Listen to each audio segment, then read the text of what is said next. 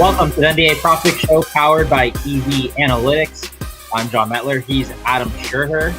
Adam, how's it going for you today? Going pretty well. Hopefully have a good betting day heading into kind of the weekend. Were you watching that Cavaliers-Rockets game yesterday? I saw you tweeted that you wanted overtime for your DFS lineup. No, I wasn't watching. My teams were dead anyway, but going to overtime would have gotten me at least like a little bit more money back.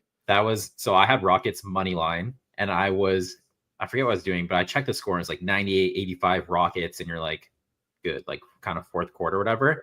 And I sat down, I was looking at some other numbers for this, like today's slate, and I'm like, oh, did the Rockets win? And I open up and it's 101-98. And I'm like, what the hell happened?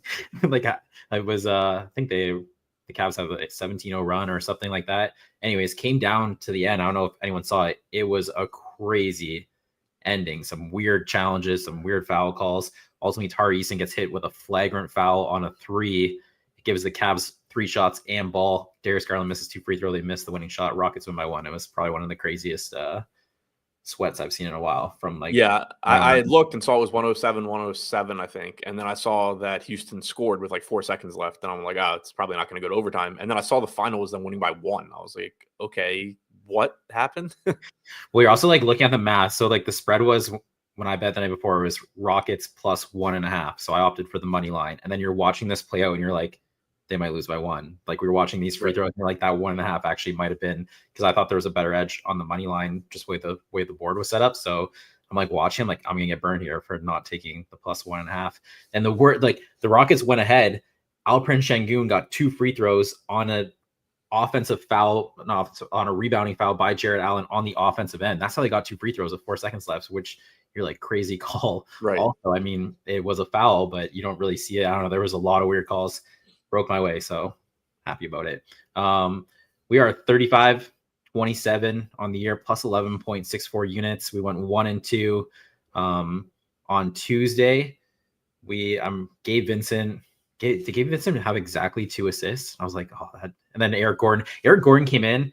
Eric Gordon, I think he hit 2 threes in the first like 3 minutes, and then he just totally faded. Like the game was a blow. I think he finished exactly 9 points. It went under 9.5. That was one of our winners. And I'm just watching him like, oh, this is a bad start. But then kind of like what you said, it's like, he's just not really a good player anymore. And like, I think he only ended up playing 18 minutes and stuff. So that was one of our winners.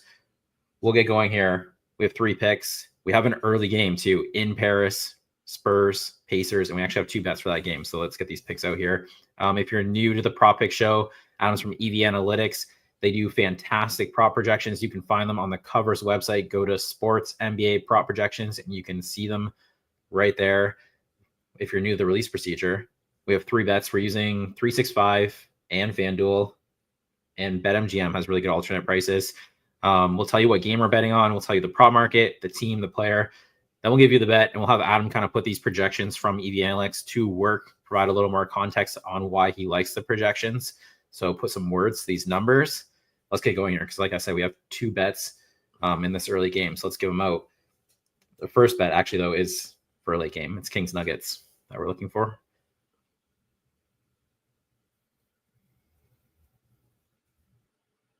And then we are going to the assist market.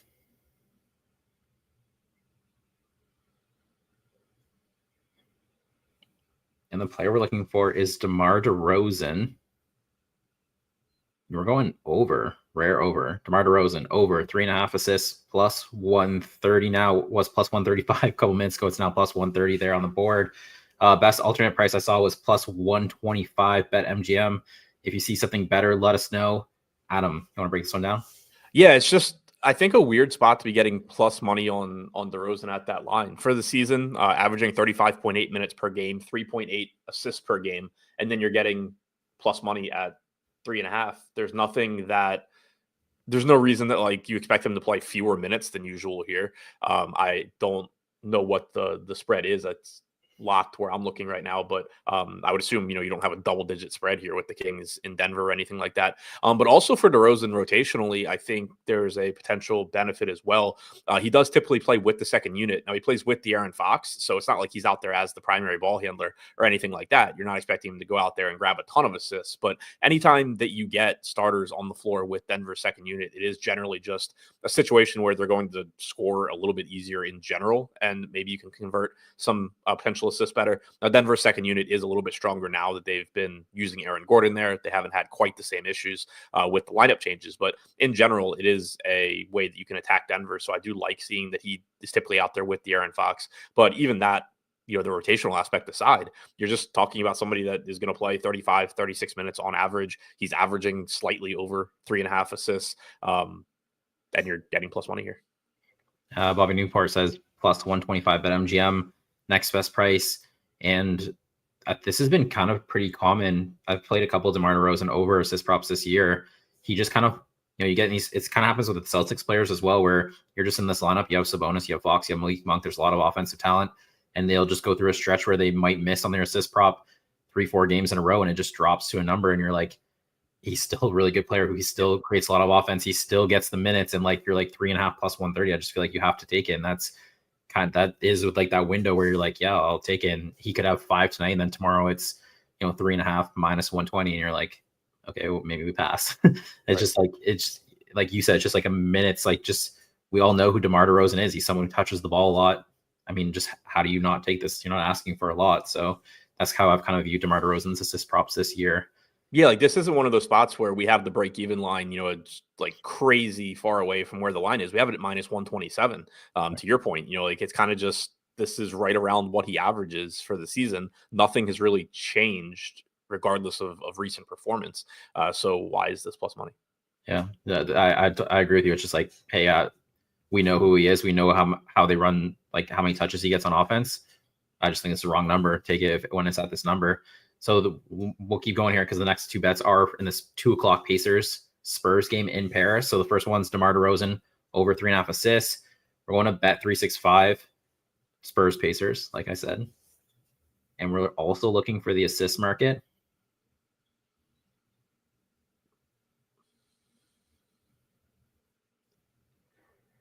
And the player we're looking for is Harrison Barnes.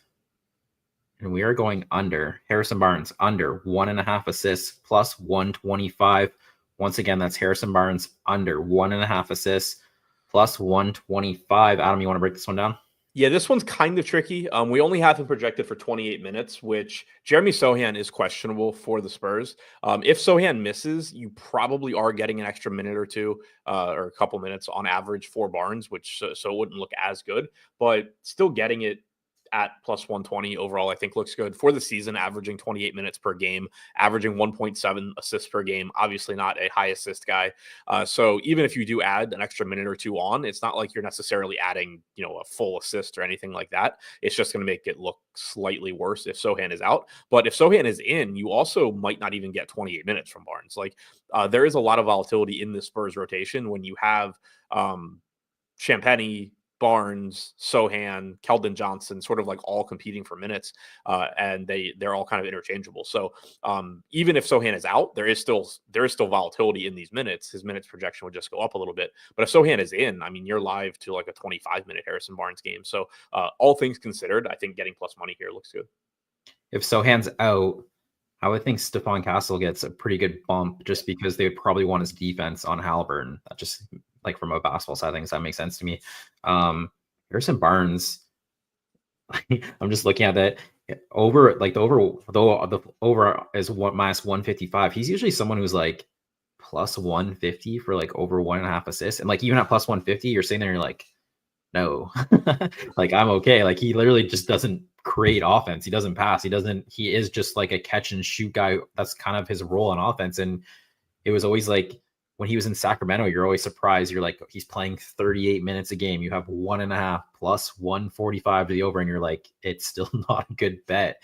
Like he doesn't create for others on offense. It's literally just not who he is. It's just funny because I'm shocked to see minus 155 for the over, which is clearly why we're taking plus 125 on the under here. for Harrison Barnes. What was the break even on this? Do you have the break even on that? Yeah, minus 139. Okay. So the second bet is Harrison Barnes under 1.5 assists plus 125. As Bobby said in the chat there, plus 120 MGM is probably your next best price. We'll move on to the third bet here, and we're going to bet MGM. And we're staying in the Spurs-Pacers game. And we're looking for the points market. And we are going against a very strong narrative. Victor Wembanyama under 28.5 points, minus 110. Once again, that's Victor Wembanyama under 28.5 points, minus 110. Adam, you want to break this one down? Yeah, I mean, you and I were talking about it before the show. I think this really just comes down to the market has pretty clearly, I think, moved for the fact that he's playing in Paris. And it's something that you and I have talked about on the show before too, where if you're going to bet narratives, you have to like have a baseline and be aware of how much, if any, the line is already moved. Like for the season, Wemby is averaging 33 minutes per game. He's averaging 24.5 points per game. He has been playing more minutes lately. We have him projected for 35 minutes. But the line's at 29.5.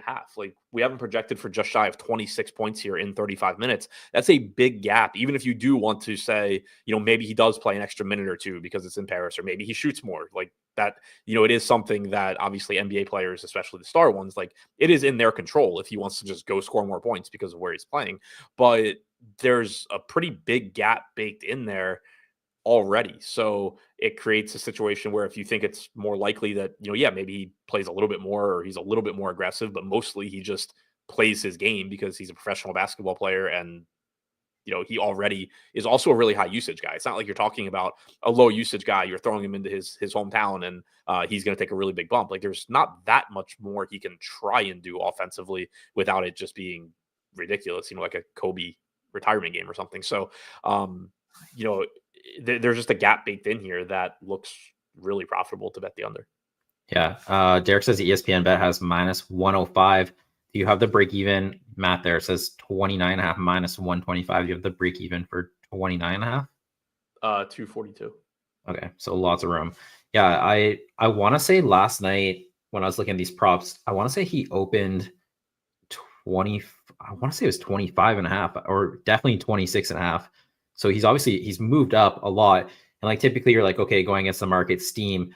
But to me, that's just steam of like everyone is betting him. It's just like money. Like people are just betting a lot of money onto him and they have to move it because he's in Paris and people are running with the narrative and it's driving it up. I wouldn't say it's like sharp money. You know what I'm saying? Like it moves a line. It's just an influx of a lot of money because people want to run with this narrative that he's in Paris. So as that gets pushed up, your edge just grows. Cause I didn't even think he had an edge at 26.5. I was like, oh, it's pretty close to like where the projection was. So as it gets up to 28.5, 29.5, you're like, yeah, it's just, I mean, you can play the France thing. And also Miles Turner is a good defender. Like, it's not like you're going against Nikola Vucevic or like some like random center who can't defend. Miles Turner can defend. He can move his feet on the perimeter. He can get out there and contest the three. So it's not like you have a matchup too. So I don't know. It's one of those interesting.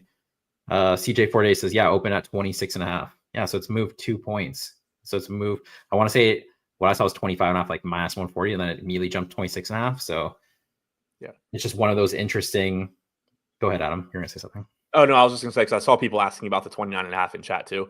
We actually have 29.5 minus 120 looking better. I sent you guys the wrong one because I didn't see it. But yeah, if you can get 29.5, minus 120, minus 125, that looks very good too. Okay. So 20, where's the minus 120 at? DraftKings. This is as of last time I refreshed it, so right before the show. But. Okay.